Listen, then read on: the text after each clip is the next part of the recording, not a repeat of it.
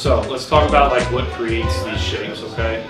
It's going to be the delivery, okay? But then a layer beneath the delivery is kind of what's under the hood, okay? Where we loose, where we tight, are we strong, are we powerful, right? So from a delivery standpoint, I like to start off with kind of, you know, getting you familiar with what the heck we're even looking at, but also starting a dialogue, okay? So like if the goal is to transfer energy into the baseball, throw it hard, accurate, and healthy, okay, where does our initial source of energy come from?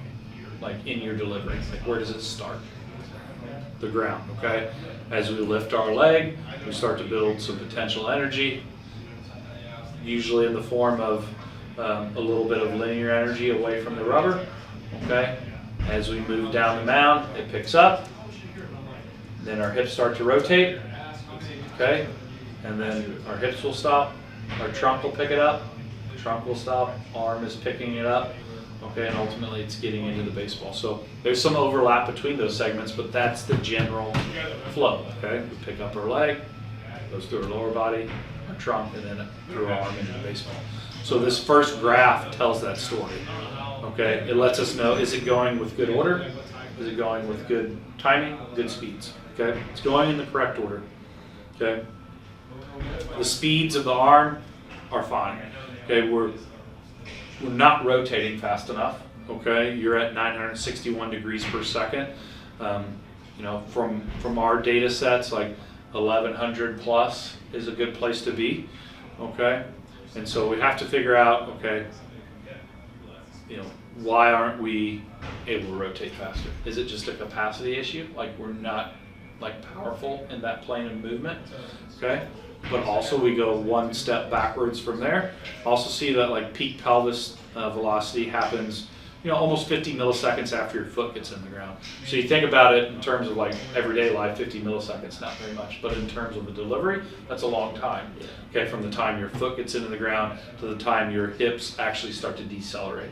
So you can imagine, okay, your foot gets into the ground and your hips are still spinning underneath you a little bit instead of creating, well, just like an impulse, you know, stability, okay? In order for the next segment to pick up speed, the prior segment has to start to slow down, right? Yeah. Otherwise it's not going to get transferred, okay? So, and what we kind of know about you already is like you are a little bit of like a looser athlete, right? Like you've got some long limbs. You know, we'll take a peek at your physical assessment here in a second, but like we've got to find a little bit more stability there. Okay, so from here, you know, we can pull up the video.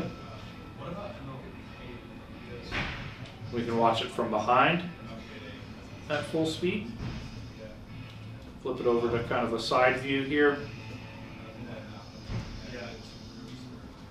Let you watch it. So you're talking whenever my foot lands, I'm still rotating on it? Yeah, so here it is with our stick band over your body, and you kind of, in slower speed, slower frame right here. So we kind of like look at it. So this is kind of where we're getting into the ground, okay? Here, this is like where I start to evaluate with my eyes, like an athlete gets their foot in the ground, are their hips clear in a way that they can leverage the lead leg?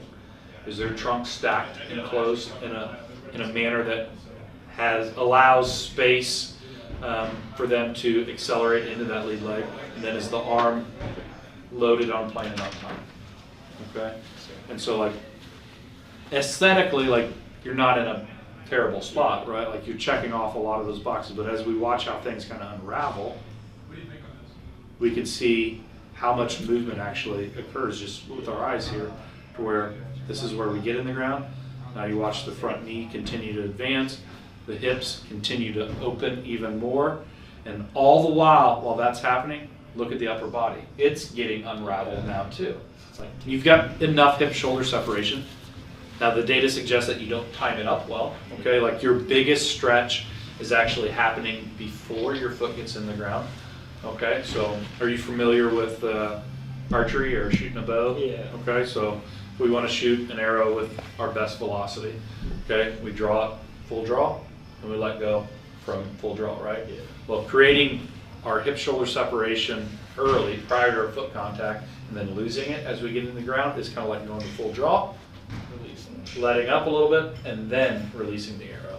Okay, so we can look at maybe exploring some movement or loading strategies that help us time that up initially as well. Really like impulse, okay?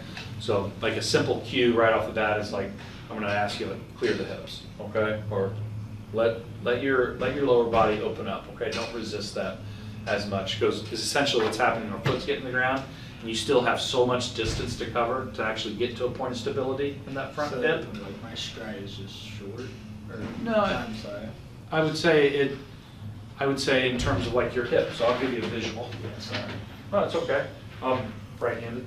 So like, so if my hips are closed here and I've got all this extra range of motion out here, it takes time for you to actually get into a point of stability where Yeah. you've got something to block against. Okay, that Okay. makes sense now. So like for you, that's kind of what's happening. You're landing with my hips not open enough To get to the point where get to the point where you've got something to block against, right? Like you're searching for that end range of motion to have stability, okay? So we want to attack that, but also I want to talk about like timing up that hip shoulder separation, okay? And kind of just look at what's going on early in our delivery.